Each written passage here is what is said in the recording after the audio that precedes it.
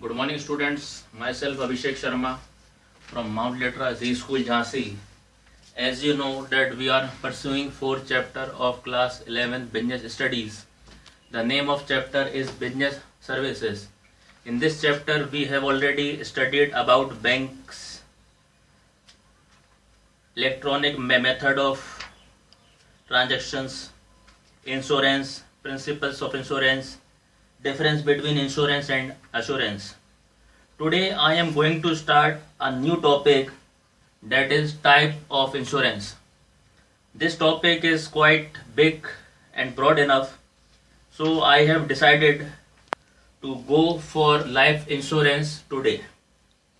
As you are seeing that there are 4 types of insurance: life, fire, marine and health insurance. So starting with life insurance. As the name suggests, the subject matter of life insurance is human life. It is related with human life. Now, what are its elements? It has element of protection as well as investment. The money you are investing in this policy will become your protection in your old age. Insurable interest, that is premium, must be present at the time of taking the policy. Duration, it has got very long duration and it generally starts from 5 to 30 years or whole life. Indemnity, the principle of indemnity does not exist or apply here, because we have already discussed that it means promise to pay in case of loss.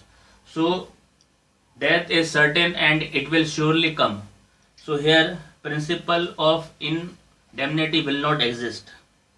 Loss measurement, there is no valuation to measure the loss here. Surrender value, insurance policy got surrender value, but fire insurance and marine insurance and health insurance does not get any surrender value. Policy amount, it can be of any amount as per as the wish of the person. Risk, there is element of certainty as death or maturity of period is going to happen, so compensation of claim is must and justified. Now we will going to discuss here what are the main important elements related to the life insurance. The contract of life insurance is a contract of utmost good faith. It exists between those persons who have complete faith with among themselves. The insurable interest must be present at the time of taking the policy. Insurable interest at the time of maturity is not necessary.